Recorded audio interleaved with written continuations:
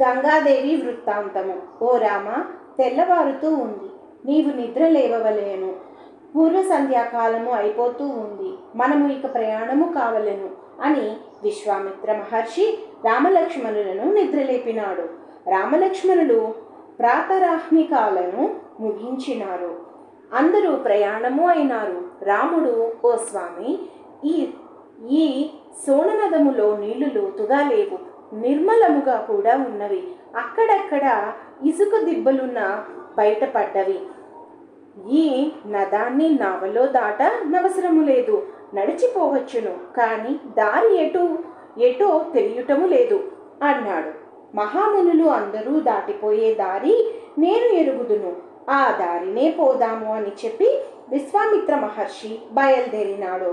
ఆయన వెంట రామలక్ష్మణులను, తక్కిన మహర్షులను సోన నదాన్ని దాటి ఆయా అరణ్యాలు చూస్తూ నడిచినారు.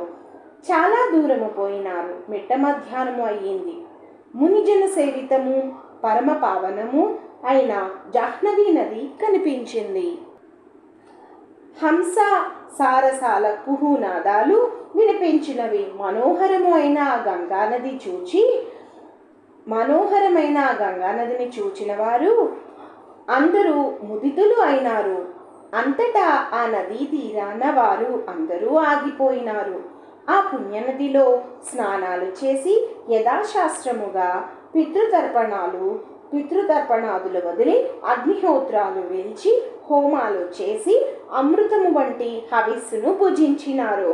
ఆ గంగానది తీరాన అంతటా వారు అందరూ సంతోషముగా విశ్వామిత్ర మహర్షి చుట్టూ చేరినారు. రాముడు, మహాత్మా, ఈ గంగానది 3 పాయలుగా ముల్లోకాలలో ఎందుకు ప్రవహించింది? నదీనదాలు అన్నిటికీ ప్రభువు అయిన సముద్రుణ్ణి ఎట్లా చేరింది చెప్పవలెను అని అడిగినాడు. అంతటా విశ్వామిత్ర మహర్షి మందహాసము చేసి ఈ విధముగా చెప్పడము మొదలుపెట్టినాడు. వెండి, బంగారము మొదలు అయిన ధాతువులు అన్నిటికీ ఈ ప్రపంచములో గనిగా హిమవంతుడు అనే పర్వతరాజు ఉన్నాడు. అతడు సన్నని నడుముతో చక్కని చుక్క వంటి మనోరమ అనే ఆమెను పెండ్లి ఆడినాడు. ఆమె మేరు రాజపుత్రి. ఆ దంపతులకు 2 పుత్రికలు, అపత్రిమాన సుందరిమణులు పుట్టినారు. వారిలో పెద్దదాని పేరు గంగా, చిన్నది ఉమాదేవి. 2 జగత్ప్రసిద్ధులు, లోకపూజ్యులు అయినారు. దేవహితము కోసము గంగను తమకు ఇవ్వవలసింది అని దేవతలు హిమవంతుణ్ణి అడిగినారు. ఆయన ముల్లోకాల వారికి మేలు చేయదలచి భువన పావని అయిన గంగాదేవిని దేవతలకు మిక్కిలి సంతోషముగా ఇచ్చివేసినాడు. హిమవంతుడి 2వ కూతురు ఉమా మహోగ్రత పస్సు చేయనారంభించింది. ఆమెను అపత్రిమాన రూపవంతుడు అయిన రుద్రుడికి ఇచ్చి హిమవంతుడు పెళ్లి చేసినాడు. ఆమె రుద్రుడి భార్య అయి ముల్లోకాల వారికి పూజ్యురాలు అయ్యింది. త్రిలోక హితాచరణపరులు అయిన దేవతలు కృతార్థులు అయి స్వచ్ఛందగామిని గంగాదేవిని వెంట పెట్టుకుని దేవలోకము పోయినారు. ఆమె ఆ దేవలోకములో దివ్యవాహిని అయి ప్రవహించింది. అక్కడి వారి అందరి పాపాలు పోగొట్టి పవిత్రులను చేసింది. రామ, ఆ త్రిపదగామినే ఈ గంగానది. అంతటా రాముడు, మహాత్మా గంగాదేవి కథను సంక్షేపముగా చెప్పినారు. ఆయా విషయాలను సవిస్తరముగా చెప్పగలవారు తాము ఒక్కరే. ఈ లోకపావని గంగాదేవి ఎందుకు 3 పాయలు నది అయి ప్రవహించింది? త్రిపదగామిని అని ఏ పనులు చేసినందువలన ముల్లోకాలలోనూ ఉత్తమోత్తమము అయిన నది అని ప్రసిద్ధికెక్కింది అని అడిగినాడు. అప్పుడు విశ్వామిత్ర మహర్షి ఈ విధముగా చెప్పనారంభించాడు. ఓ రామ, నీలకంఠుడు మహోగ్రము అయిన తపస్సు చేసి ఉమాదేవిని పెండ్లి ఆడినాడు. ఆమె కూడా మహా తపస్సంపన్న జగదేక సుందరి. ఉభయులు మోహపరవశులు అయినారు. పుత్రేచ్ఛతో రతికేడిలో నిమగ్నులు అయినారు. ఎంతో కాలము గతించింది. శివతేజము చలించలేదు. ఉమ గర్భము ధరించలేదు. వారికి పుత్రేచ్ఛ తీరలేదు. ఇకను క్షణలేశములోనే ఆమెకు గర్భధారణం అయ్యే స్థితి వచ్చింది. ఆ ఉమామహేశ్వరులకు ఎటువంటి ఆమేయ బలాఢ్యుడు పుట్టుతాడోనని బ్రహ్మదేవుడు మొదలు అయిన దేవతలు అందరూ భయభ్రాంతులు అయిపోయినారు.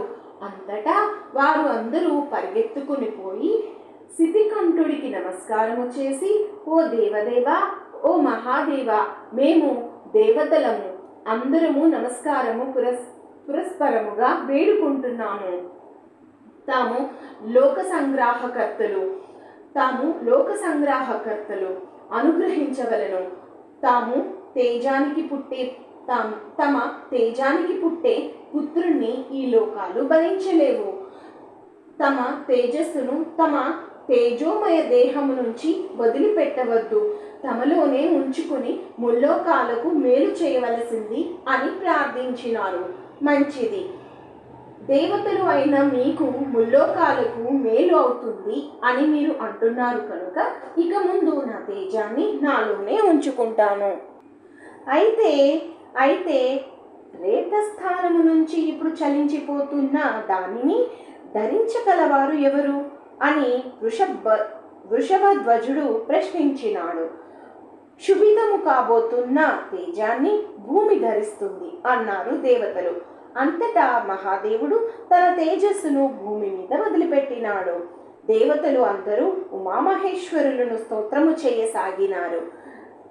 శైలసుతకు పట్టరాని కోపము వచ్చింది. ఆమె కన్నులు నిప్పు కణికలు అయిపోయినవి. దేవతలను అందరినీ చూస్తూ, మా పుత్రోత్పత్తిని మీరు చెడగొట్టినారు. ఇక మీ భార్యలకు సంతానము కలుగకూడదు. ఇది మొదలు మీ ఆడవాండ్లు గొడ్రాండ్లు అయిపోయేవలను అని శాపము పెట్టింది. కోపము అంతటితో ఆగలేదు. ఆమె భూదేవిని చూస్తూ, వసుంధర, ఓ బుద్ధి తక్కువ దానా, నీవు విపర్యస్త ప్రకృతిని అయిపో. ఇక నుంచి నీవు అనేక మందికి భార్యవు అయిపో. ఉషారత్వాది నానా విధి రూపిణివి అయిపో. పుత్ర సౌఖ్యము ఎన్నడికి లేకుండా ఏడుస్తూ ఉండు అని శపించింది. భూమి మీద పడ్డ శివుడి రేతస్సు ఈ ప్రదేశము అనకుండా భూతలము అంతటా ప్రవహిస్తూ ఉంటే దేవతలు అందరూ భయపడిపోయి అగ్నిదేవుణ్ణి చూచి, ఓ దేవా, నీవు వాయుదేవుణ్ణి సహాయము చేసుకుని శివతేజాన్ని దహించవేయవలను అని ప్రార్థించినారు. అగ్నిహోత్రుడు దహించి వేసిన ఆ తేజస్సు శ్వేతపర్వతముగా వెలిసింది. కాలక్రమేణా అక్కడ రేళ్లు పెరిగింది. అది సూర్య సమాన తేజముతో ఒక వనము అయింది. అక్కడనే మహా తేజోవంతుడు అయిన కుమార కార్తికేయుడు జన్మించినాడు. ఆ జరిగిన దానికి దేవతలు అందరూ సిగ్గుపడిపోయినారు. ఉమామహేశ్వరులు అంతటా అక్కడ నుంచి బయలుదేరి పడమటి దిక్కుగా పోయి హిమవత్ పర్వతోత్తర పార్శ్వము చేరినారు. అక్కడ వారు తపస్సు చేయడము మొదలుపెట్టినారు. రామ, ఇప్పుడు పార్వతీదేవిని గురించి కథ అంతా చెప్పినాను. ఇక గంగాదేవి ప్రభావాన్ని గురించి, కార్తికేయుడు పుట్టుకను గురించి చెప్పుతాను, వినవలను. కుమార సంభవము. ఉమామహేశ్వరులు తపస్సు చేసుకోవడానికి వెళ్ళిపోయిన తరువాత దేవతలకు సేనానాయకుడు ఒకడు కావలసి వచ్చినది. అగ్నిహోత్రుడు మొదలు అయిన దేవతలు అందరూ ఇంద్రుణ్ణి వెంట పెట్టుకుని బ్రహ్మదేవుడి దగ్గరికి పోయినారు. ఆయనకు నమస్కారము చేసి, ఓ దేవా, ఇది వరకు రుద్రుణ్ణి మాకు సేనాధిపతిగా నిర్ణయించినావు. ఆయన ఇప్పుడు ఉమాదేవితో తపోనిష్టలో ఉన్నాడు. స్వామి, నీవు సమస్తోపాయాలు తెలిసిన వాడవు. ఇప్పుడు మేము ఏమి చేయవలనో నీవు చెప్పవలను అని అడిగినారు. అంతటా బ్రహ్మదేవుడు తీయని మాటలతో దేవతలను ఓదారుస్తూ, ఓ దేవతలారా, ఇక మీ ఇండ్లాండకు బిడ్డలు పుట్టరు. ఉమాదేవిది అమోఘ వాక్కు. ఇక ఈ విషయంలో సందేహము ఏమీ లేదు. అదిగో స్వర్గములో తిరుగుతూ ఉన్న గంగాదేవి, ఆమె మిమ్ములను అందరినీ పవిత్రులను చేసింది. ఆమె హిమవంతుడి పెద్ద కూతురు. అగ్నిహోత్రుడు ఆమెను కలిస్తే అరిందముడు అయిన సేనాపతి పుడతాడు. అందుకు గంగాదేవి ఒప్పుకుంటుంది. ఉమాదేవిని సంతోషిస్తుంది అన్నాడు. కృతార్థులు అయినటువంటి దేవతలు అందరూ భావించినారు. బ్రహ్మదేవుడికి నమస్కారము చేసి ఆయనను కొనియాడి అక్కడి నుంచి కైలాస పర్వతానికి పోయినారు. అగ్నిహోత్రుడితో, ఓ హుతాసన, ఓ మహాతేజ, ఇక దేవకార్యాన్ని నెరవేర్చు. మీలో ఉన్న శివతేజాన్ని గంగ గర్భంలో వదిలిపెట్టు అని చెప్పినారు. అట్లాగేను అని అగ్నిహోత్రుడు గంగ దగ్గరికి పోయి, ఓ దేవి, దేవతలు అందరూ సంతోషిస్తారు, నీవు గర్భము ధరించవలెను అన్నాడు. గంగాదేవి అంగీకరించింది. అంతటా ఆమె దివ్యాంగన రూపము ధరించింది. ఆమె సౌందర్యాతిశయానికి అగ్నిహోత్రుడు ముగ్ధుడు అయిపోయినాడు. ఆ గంగాదేవి సర్వ అవయవాలలోనూ అగ్నిహోత్రుడు వ్యాపించినాడు. ఆ శివతేజాన్ని ఆమెలో వదిలినాడు. గంగాదేవి గర్భము ధరించింది. అంతటితో ఆమె దేహము దహించుకుని పోవడము మొదలుపెట్టింది. ఆ బాధను ఆమె భరించలేకపోయింది. అగ్నిహోత్రుడి దగ్గరికి పోయి, ఓ మహాతేజ, గర్భము వృద్ధి అయిన కొద్దీ భరించలేకుండా ఉన్నాను అంటూ మొరపెట్టుకున్నది. అట్లా అయితే నీ గర్భాన్ని హిమవత్ పర్వత పాదములో దించుకో అని అగ్నిహోత్రుడు చెప్పినాడు. ఆ గర్భాన్ని గంగాదేవి అక్కడ దించుకున్నది.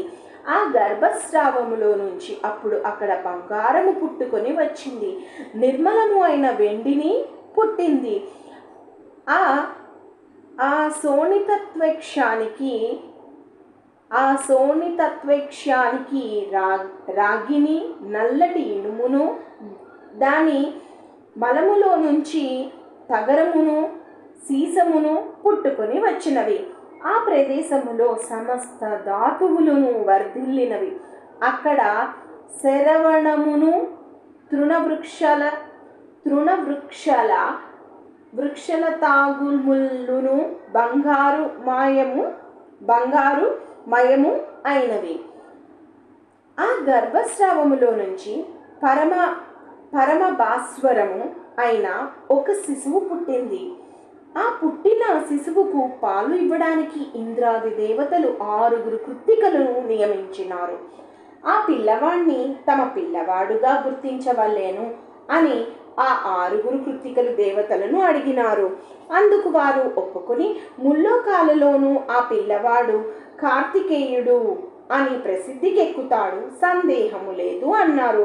అగ్నిహోత్రుడు మాదిరిగా దేదీప్యమానముగా వెలుగుతూ ఉన్న ఆ శిశువుకు గర్భస్రావము పోవడానికి అంతటా ఆ 6 కృత్తికలు నీళ్లు పోసినారు. ఆ 6 స్తనాలలోనూ అప్పటికి అప్పుడు పాలు చేరినవి. ఆ శిశువు 6 ముఖాలతో ఆ 6 స్తనాలలో పాలు ఒక్కసారిగా కుడిచివేసినాడు. ఆ పిల్లవాడు కుసుమ కోమల దేహుడు అయినప్పటికీ మహేశ్వరుడి పుత్రుడు అయినందువలన పరాక్రమముతో రాక్షసులను అందరినీ జయించి వేసినాడు. ఆ అసామాన్య ఆ అసమాన ద్యుతిమంతుణ్ణి అగ్నిహోత్రుడి దేవసేనాధిపతిగా అభిషేకము చేసినాడు. దేవతలు అందరూ సంతోషించినారు. కృత్తికలు పెంచినందువలన ఆ కుమారుడు కార్తికేయుడు అని అయినాడు. 6 ముఖాలతో పాలు కుడిచినందువలన షడాననుడు అయినాడు. గంగ గర్భస్కందుడు అయినందువలన స్కందుడు అయినాడు. ఓ రామ, దేవలోకములో గంగాదేవి వృత్తాంతాన్ని, అత్యద్భుతము అయిన కుమార సంభవాన్ని చెప్పినాను. సగర చక్రవర్తి. విశ్వామిత్ర మహర్షి మళ్ళీ ఈ విధంగా చెప్పసాగినాడు. ఓ రామ, పూర్వము అయోధ్య నగరంలో సగరుడు అనే చక్రవర్తి రాజ్యపాలనము చేస్తూ ఉండేవాడు. అయితే ఆయన మహాపరాక్రమవంతుడు, పరమ ధార్మికుడు. విదర్భరాజు కూతురు కేశిని అనే ఆమె ఆయన పెద్ద పెండ్లాము. ఆమె ధర్మిష్ట, సత్యభాషిణి. అరిష్టనేమి కూతురు గరుత్మంతుడి చెల్లెలు అయిన సుమతి ఆయన చిన్న భార్య. ఈ భూలోకములో ఆ సుమతి అంతటి అందకత్తే మరి ఒకటి లేదు. భార్యలు ఇద్దరికి సంతానము కలుగలేదు.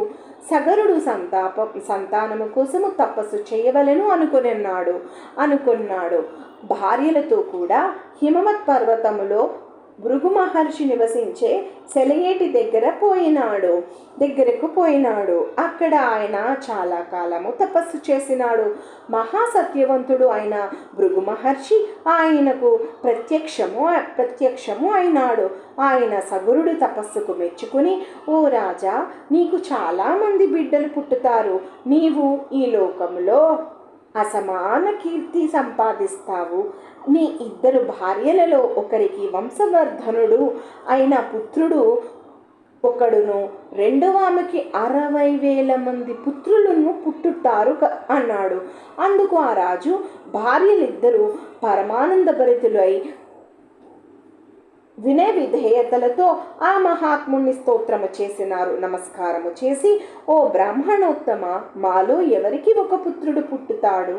ఎవరికి 60,000 మంది పుత్రులు పుట్టుతారు? తామే చెప్పవలను, తమ మాట తప్పిపోదు అని అడిగినారు. మీకు మీ చిత్తము వచ్చినట్టుగా పిల్లలు పుట్టుతారు. వంశవర్ధనుడు అయ్యే కుమారుడు ఎవరికి కావలెనో, మహాబలవంతులు, మహోత్సాహులు, కీర్తిమంతులు అయ్యే కుమారులు ఎవరికి కావలెనో మీరే కోరుకొనవలసింది అన్నాడు ఆ ధర్మాత్ముడు. కేశిని తనకు వంశవర్ధనుడు అయ్యే ఒక్క కొడుకు చాలును అన్నది. సుమతి కీర్తిమంతులు అయ్యే 60,000 మంది కొడుకులను కోరుకున్నది. ఆ విధముగానే పిల్లలు పుట్టుతారు అని భృగు మహర్షి అన్నాడు. ఓ రామ, అంతటా ఆ సగర చక్రవర్తి అయిన 2 భార్యలు భృగు మహర్షికి ప్రదక్షిణాలు చేసి సాష్టాంగ నమస్కారములు చేసి తమ పట్టణానికి పోయినారు. కొంతకాలము అయిన తర్వాత కేశినికి అసమంజుడు అనే ఒక పుత్రుడు పుట్టినాడు. సుమతికి సొరకాయ వంటి గర్భపిండము ఒకటి పుట్టింది. దాన్ని చీల్చినారు. దానిలో నుంచి 60,000 మంది శిశువులు పుట్టుకుని వచ్చినారు. ఆ శిశువులను దాదులు నేతితో నింపిన కుండలలో పెట్టి పెంచినారు. కాలక్రమేణా ఆ 60,000 మంది పెరిగి పెద్దవాళ్ళు అయినారు. రూప యవ్వన సంపన్నులైనారు. రామ, సగరుడి జ్యేష్ఠపుత్రుడు అశ్వమంజుడు దుర్మార్గుడు అయిపోయినాడు. వాడు అయోధ్య నగరంలో చిన్నపిల్లలను అందరినీ ప్రతిరోజు మాయ చేసి తీసుకుని పోయి సరయూ నదిలో పడత్రోసి వాళ్ళు మునిగిపోతూ ఉంటే చూచి సంతోషించేవాడు. సజ్జనులను అందరినీ నానా బాధలు పెట్టుతూ ఉండేవాడు. అయోధ్య పౌరులు అందరికీ వాడు అరిష్టుడు అయిపోయినాడు. ఆ పాపాచారుణ్ణి సగర చక్రవర్తి తన జ్యేష్ఠపుత్రుడు అని మన్నించకుండా అడవులకు వెళ్ళకొట్టినాడు. అశ్వమంజుడి పుత్రుడు అంశుమంతుడు మహాపరాక్రమశాలి, ప్రియంవదుడు, సర్వలోక సమ్మతుడు అయినాడు. ఓ రామ, సగర చక్రవర్తి అంతటా కొంతకాలానికి అశ్వమేధ యాగము చేయవలను అనుకొనెను. వేత్తలు అయిన ఋత్విజులను రావించినాడు. హాయమేధము ఆరంభించినాడు. అశ్వమేధయాగము.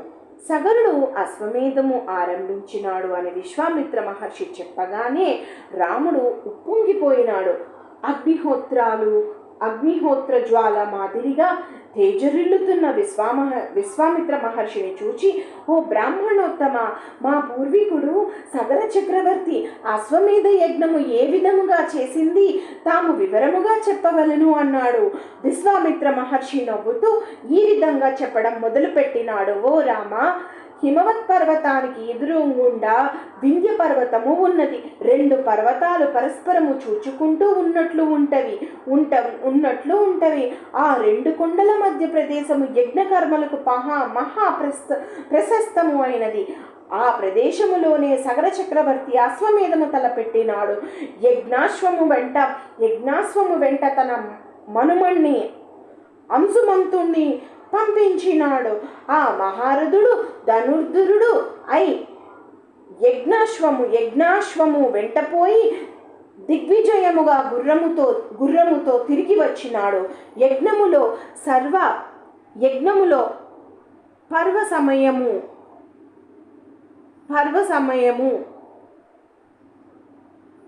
ఆసన్నమవుతూ ఉన్నది. అప్పుడు ఎవరికీ తెలియకుండా దేవేంద్రుడు రాక్షస వేషము వేసుకుని వచ్చి ఆ యజ్ఞాశ్వాన్ని ఇట్టే దొంగలించుకుని పోయినాడు. అది ఎవరూ గమనించలేదు. సమయానికి గుర్రము కనపడకుండా పోయినందువలన ఋత్విజులు సగరుణ్ణి చూచి, ఓ రాజా, యజ్ఞాశ్వాన్ని ఎవరో ఎత్తుకుని పోయినారు. ఆ దొంగలించుకుని పోయిన వాణ్ణి చంపించి తక్షణమే ఆ గుర్రాన్ని తెప్పించవలను. అట్లే నీవు చేయకపోతే యజ్ఞ ఛిద్రముల వల్ల నీకు మాకు అమంగళము అవుతుంది. ఏ లోపము లేకుండా యజ్ఞము సమాప్తము అయ్యేటట్లు నీవే చేయవలను అని చెప్పినాడు.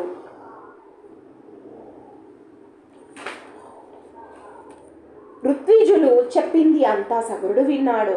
ఆ సదస్సులో ఉన్న తన 60,000 మంది పుత్రులను చూచి, ఓ వీరులారా, మహానుభావులు మంత్రపూతముగా క్రతువును నడిపిస్తూ ఉన్నారు. అందువలన బ్రహ్మ రాక్షసులు ఈ యజ్ఞాన్ని చెడగొట్టే అవకాశము లేదు. ఎవడో దుర్మార్గుడు గుర్రాన్ని ఎత్తుకుని పోయినాడు. పుత్రులారా, సముద్ర వల ఇతము అయిన ఈ భూభాగాన్ని అంతా వెతికి మీరు గుర్రాన్ని పట్టుకుని రావలెను. మీరు ఒక్కొక్క యోజనము మేర వెతకవలెను. ఈ భూమి మీద మీకు గుర్రము కనపడకపోయినట్లయితే ఈ భూమిని బద్దల కొట్టి భూగర్భంలోనికి పోయి గుర్రము కనపడేంత వరకు మీరు వెతకవలెను. నేను యజ్ఞ దీక్షలో ఉన్నాను. అందువల్ల మీరు గుర్రాన్ని పట్టుకొచ్చేంత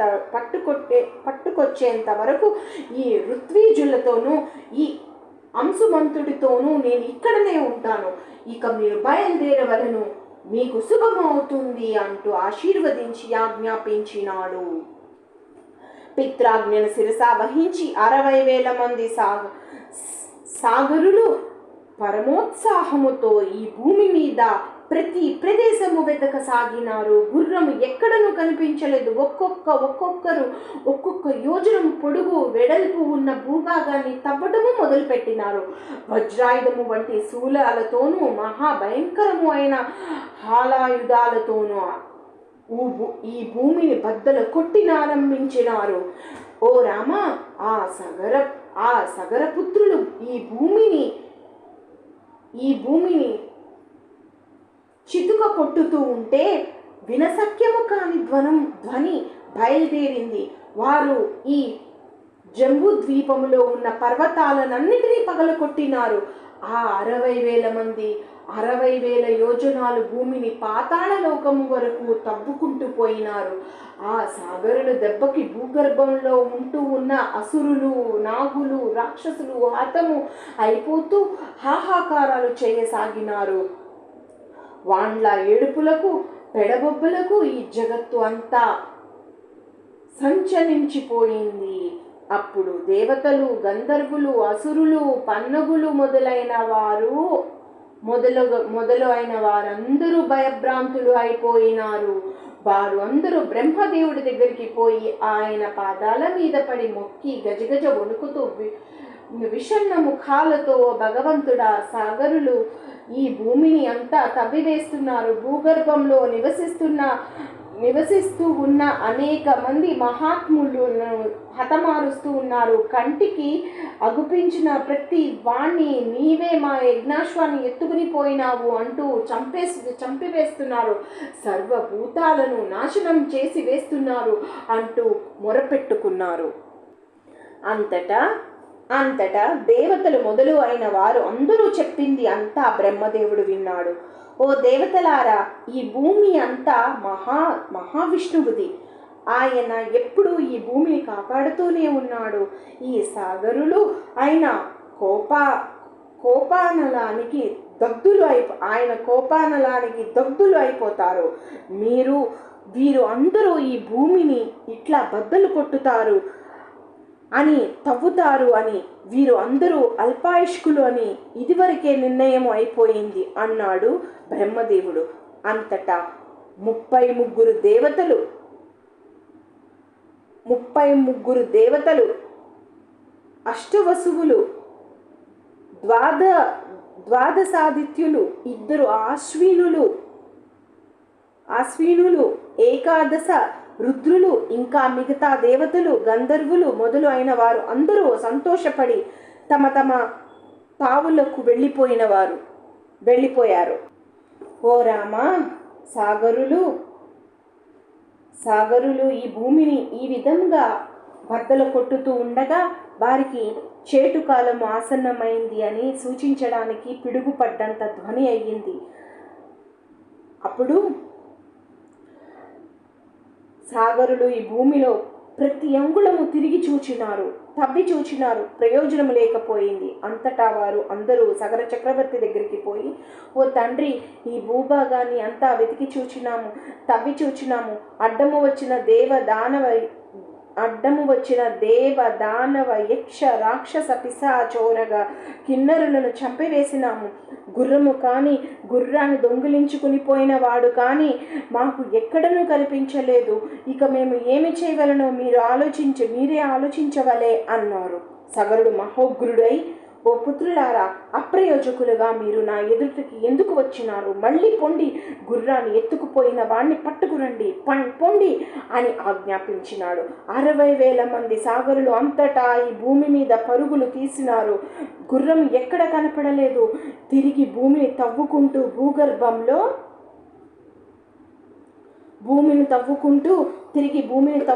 భూగర్భంలో చొరబడ్డారు. అక్కడ వారికి కొండ అంత ఏనుగు కనిపించింది. అది విరూపాక్షము అనే దిగ్గజము. ఓ రామ, ఎన్నెన్నో మహాపర్వతాలు, ఎన్నెన్నో మహారణ్యాలు, ఇంకా ఎన్నో మహా నదులు ఉన్న ఈ భూమిని మోస్తూ ఉన్న దిగ్గజాలలో విరూపాక్షము ఒకటి. ఈ భూభార వాహనానికి దానికి అలుపు వచ్చి అది ఒక్కసారిగా తల కదిలిస్తే భూకంపం అవుతుంది.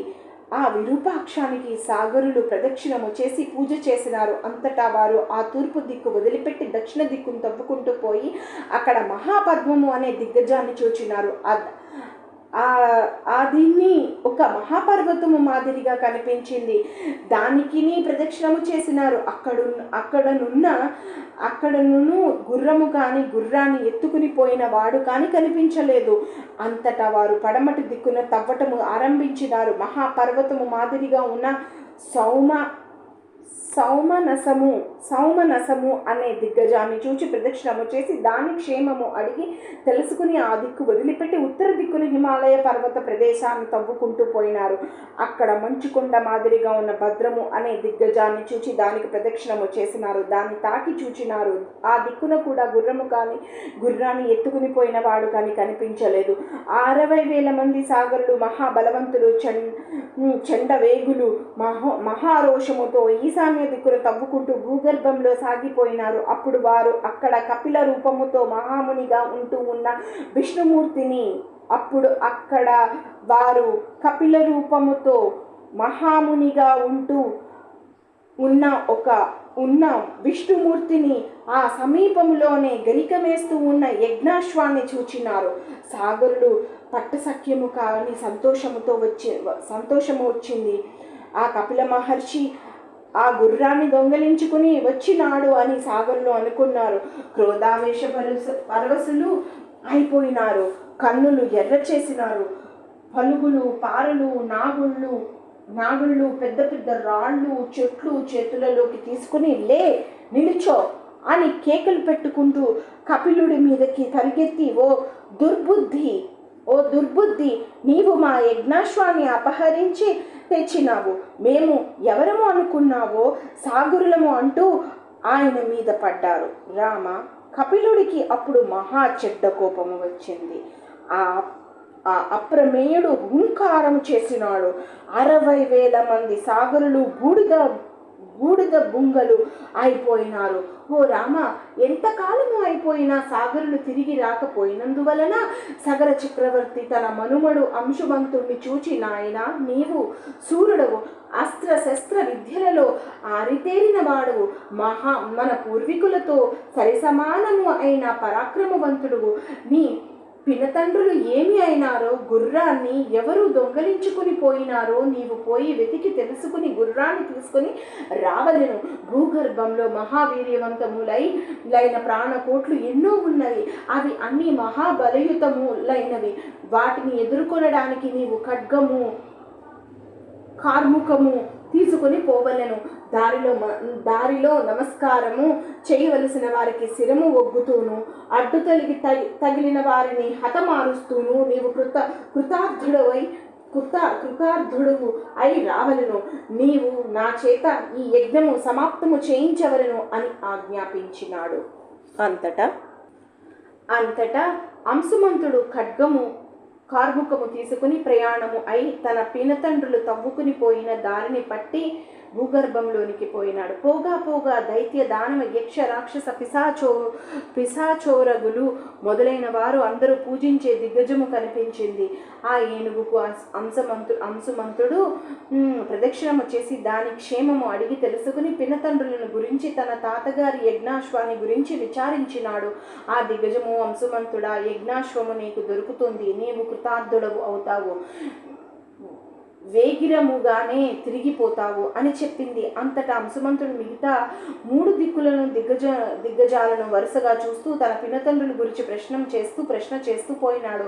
ఓ రామ, ఆయా దిక్కులలో ఈ భూమిని మోస్తూ ఉన్న దిగ్గజాలు అన్నిటికీ అన్ని భాషలు వచ్చును. అవి మానవులతో చక్కగా మాట్లాడగలవు. ఆ ఏనుగులు చెప్పిన ప్రకారము అంశుమంతుడు ఈశాన్య దిక్కున దిగి భూగర్భంలోకి పోయినాడు. తన పినతండ్రులు అందరూ ఏమైపోయినారు అని అంతవరకు చింతిస్తూ ఉన్న అంశమంతుడు వారు అందరూ భస్మం అయిపోయి అక్కడ బూడిద రాసులుగా ఉన్నారని తెలుసుకున్నాడు. ఏడవసాగినాడు. అక్కడనే అటు ఇటు తిరుగుతూ ఉన్న యజ్ఞాశ్వాన్ని చూచినాడు. అప్పుడు అంశమంతుడు తన పినతండ్రులకు జలతర్పణము బదలవలనని అనుకున్నాడు. ఎంత వెతికినా ఆ ప్రదేశంలో జలాశయము ఎక్కడనూ కనిపించలేదు. ఎక్కడనో అయినా నీళ్లు దొరుకుతవి ఏమోనని దృష్టి సారించి చూస్తూ ఉన్నాడు. వాయు వేగంతో సంచారము చేసి గరుత్మంతుడు అక్కడ కనిపించినాడు. ఆయన సాగరులు మేనమామ కవరాజు మహాబలవంతుడు. ఆ గరుత్మంతుడు అంశుమంతుడిని, నాయన, నీ పినతండ్రులు చనిపోయినారు అని నీవు దుఃఖపడవద్దు. లోకహితము కోసము కపిలుడు వారిని దగ్ధము చేసివేసినాడు. అందువలన ఓ బుద్ధిమంతుడా, వారికి ఈ లోకములో నీళ్లతో తర్పణాలు వదిలితే ప్రయోజనము లేదు. నాయన, హిమవంతుడి పెద్ద కూతురు గంగాదేవి నదీ రూపాన దేవలోకంలో సంచారము చేస్తూ ఉంది. ఆ గంగ లోకపావని. ఆ గంగా నది జలాలతో నీ పినతండ్రులకు జలతర్పణ వదలవలెను. అంతేకాదు, ఆ గంగా పవిత్ర ఆ గంగా పవిత్రోదకాలు ఈ భస్మ రాశుల మీద ప్రవహించవలను. నీవు ఇప్పుడు ముందుగా గుర్రాన్ని తీసుకుని పోయి నీ తాతగారి చేత యజ్ఞము సమాప్తము చేయించవలసింది. ఆ తరువాత నీ పినతండ్రులకు జలతర్పణాలు వదిలే విషయం ఆలోచించవచ్చును అని చెప్పినాడు. గరుత్మంతుడు చెప్పింది అంతా సావధానముగా ఉన్నదని అంశుమంతుడు విన్నాడు. అంతటా ఆ యశస్విని ఆ గుర్రాన్ని తీసుకుని యజ్ఞ దీక్షలో ఉన్న సగరుడు దగ్గరకు పోయి సాగరుడు గతి గరుత్మంతుడి హితబోధ తెలియచెప్పినాడు. ఆ భయంకర వృత్తాంతము అంతా సగరు చక్రవర్తి విన్నాడు, దుఃఖపడ్డాడు. ఆయన ధీమంతుడు యథాశాస్త్రముగా యథాక్రమముగా అశ్వమేధ యాగము పూర్తి చేసినాడు. అంతట సగరుడు గంగా ప్రవాహాన్ని ఈ భూమి మీదకు తెప్పించే ఉపాయం ఆలోచించసాగినాడు. ఎంతకాలానికి కృతకృత్యుడు కాలేకపోయినాడు. బహుకాలము రాజ్యము ఏలి దివంగతుడు అయిపోయినాడు. భగీరథుడు రామ, సగరుడు కాలధర్మము చెందగానే మంత్రులు ప్రజానుమతితో అంశుమంతుడికి పట్టము కట్టినారు. ఆ మహాధార్మికుడు ఎంతో గొప్పగా రాజ్యపాలన చేసినాడు. ఆయన పుత్రుడు దిలీపుడు జగత్ప్రసిద్ధుడు అయినాడు. అంశుమంతుడు ఆ దిలీపుడికి రాజ్యపాలనము ఒప్పచెప్పినాడు. అంతటా ఆయన గంగా నదిని భూమి మీదకి తీసుకుని రావలను అనే సంకల్పముతో హిమవత్ పర్వత శిఖరానికి పోయి అక్కడ బహుకాలము దారుణముగా తపస్సు చేసినాడు. కృతకృత్యుడు కాకుండానే స్వర్గతుడు అయిపోయినాడు. దిలీప మహారాజు అమిత పరాక్రమవంతుడు. ఆయన తన ముత్తాతలు అందరూ భస్మము అయిపోయినందుకు దుఃఖోపహాతుడు అయిపోయినాడు. గంగను భూమి మీదకు రప్పించడం ఎట్లాగూ అని, సాగరులని జలతర్పణాదులు వదలడం ఎట్లాగూ అని అమితముగా ఆలోచించినాడు. ఓ రామ, ఆ దిలీపుడు విదితాత్ముడు, ఎప్పుడూ ధర్మచింత చేస్తూ ఉండేవాడు. ఎన్నో యజ్ఞాలు చేసినాడు. తన ముత్తాతలను ఉద్ధరించే ఉపాయము తోచక దిగులు పడిపోయాడు. ఆ దిగులుతోనే వ్యాధిగ్రస్తుడైపోయి తన పుత్రుడు భగీరథుడికి రాజ్యాభిషేకము చేసినాడు. రామశ్రీరామ్. అంతటా భగీరథుడు ఆ దిగులుతోనే వ్యాధిగ్రస్తుడు అయిపోయి తన పుత్రుడు భగీరథుడికి రాజ్యాభిషేకం చేసినాడు. ఆ దిగులుతోనే చివరకు చనిపోయినాడు. పుణ్యకర్మల వల్ల స్వర్గతుడు అయినాడు. రామ, భగీరథుడు మహాతేజోవంతుడు, పరమ ధార్మికుడు. ఆయనకు సంతానము కలగలేదు. సంతానం కోసము గంగాజలాలను ఈ భూమి మీదకి రప్పించడం కోసము తపస్సు చేయి సంకల్పించుకున్నాడు. రాజ్యపాలనము మంత్రులు పరము చేసి గోక నక్షత్రానికి పోయి మండు వేసంగిలో పంచాగ్నుల మధ్యను చేతుల పైకి ఎత్తి నిలుచుని మాసానికి ఒక్కో పూటే భోజనం చేస్తూ జితేంద్రుడు అయి బహుకాలము తపస్సు చేసినాడు. ఆయన తపస్సుకు బ్రహ్మదేవుడు మెచ్చుకుని దేవతలతో కూడా బయలుదేరి వచ్చి భగీరథుడిని చూచి, ఓ రాజా, నీ తపోవ్రతానికి నేను సంతుష్టుడిని అయ్యాను.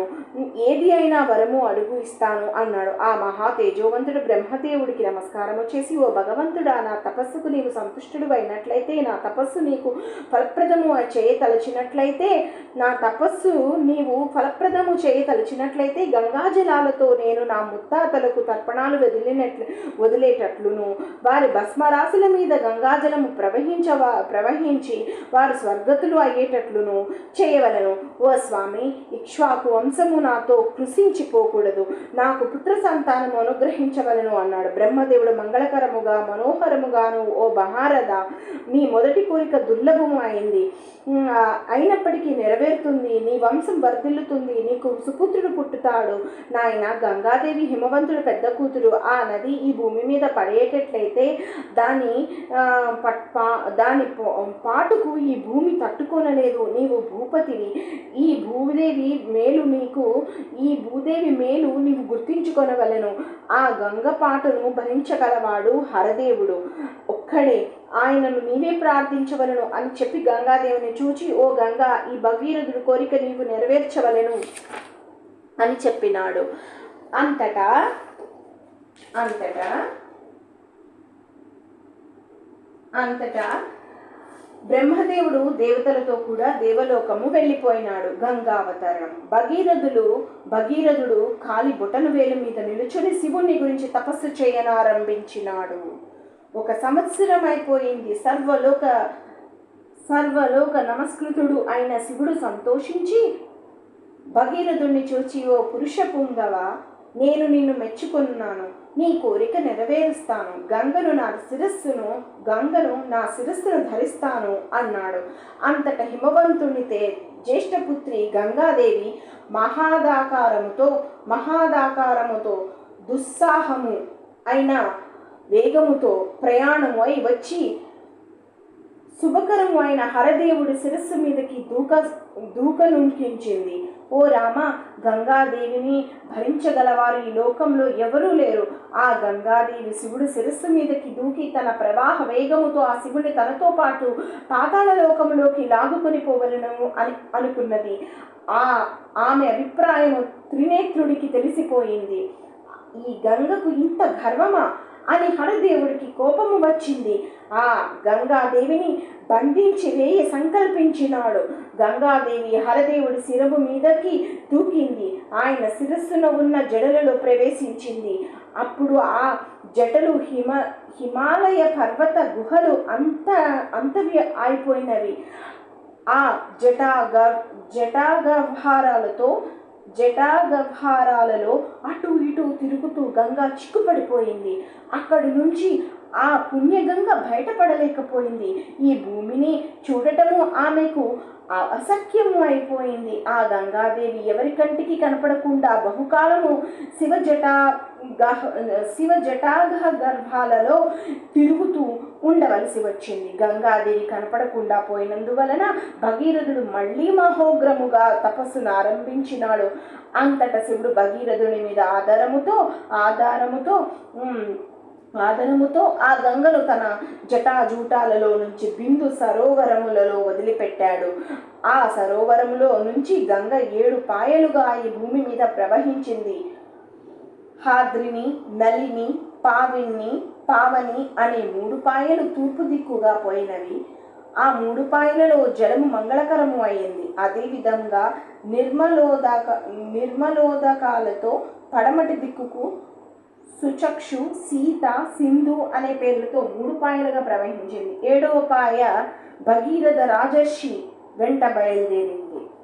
భగీరథ మహారాజు దివ్యము అయిన రథము మీద ప్రయాణము అయినాడు. ఆ రథము ఈ భూమి మీద ఎటుపోతే గంగ అటు ప్రవహించింది. గంగ ఆకాశము నుంచి శివుడి శిరస్సు మీదకి అక్కడ నుంచి భూమి మీదకి దూకడములో పెద్ద హోరు పుట్టింది.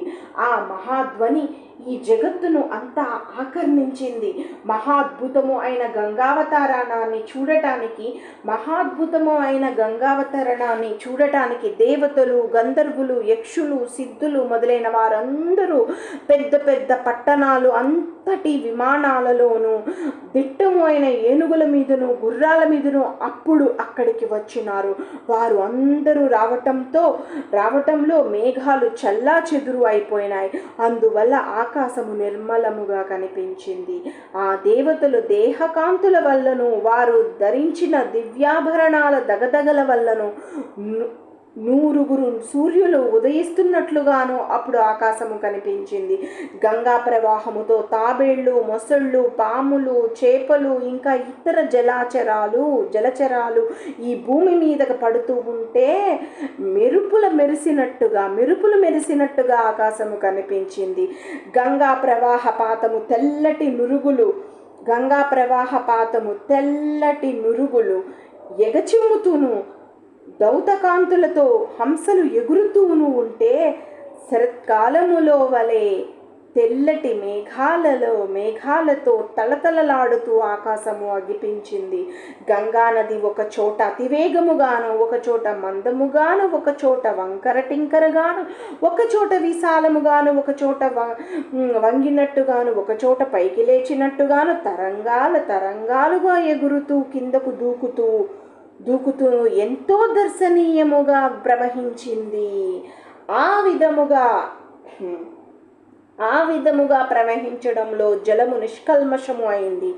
శివదేవుడి జటాజూటాలలో తిరిగి బయటపడినందువలన అది పరమ పవిత్రము అయినది. నమఃశివాయ. అప్పుడు దేవతలు మానవులు ఆ పావనోదకాలలో స్నానము చేసినారు. శాపగ్రస్తులు అయి అంతవరకు భూమి మీద పడి ఉన్నవారు అందరూ అప్పుడు ఆ పుణ్యోదకాలలో స్నానము చేసి పాప విముక్తులు శాప విముక్తులు అయి యథారూపాలతో తేజరిల్లుతూ ఆకాశ మార్గాన తమ తమ తావులకు తరలిపోయినారు. దివ్య కాంతులతో ప్రవహిస్తూ ఉన్న గంగను చూచి ప్రజలు అందరూ మురిసిపోయి పదే పదే ఆ గంగా జలాలలో మునగడము మొదలుపెట్టారు. స్నానము చేయగానే వారి వారి సమస్త శ్రమలు సమసిపోయి సుఖము అనుభవింపసాగారు. ఓ రామ, భగీరథ రాజర్షి రథము వెంట గంగ ప్రవహించింది అని చెప్పినాను. ఆ గంగా ప్రవాహాన్ని చూస్తూ దైత్య దానవ యక్ష రాక్షస గంధర్వ మహోరగులు అప్సరసలు దేవతలు మొదలైన వారు అందరూ వెంట నడిచినారు. భగీరథ రాజర్షి రథము జహ్ను మహర్షి యజ్ఞవాటికి దగ్గరకు పోయింది. హఠాత్తుగా రథము అక్కడ ఆగింది. మహావేగముతో భగీరథుడు రథము వెంట పరుగెత్తుకుని వస్తూ ఉన్న గంగ అట్లా హఠాత్తుగా ఆగలేకపోయింది. అప్పుడు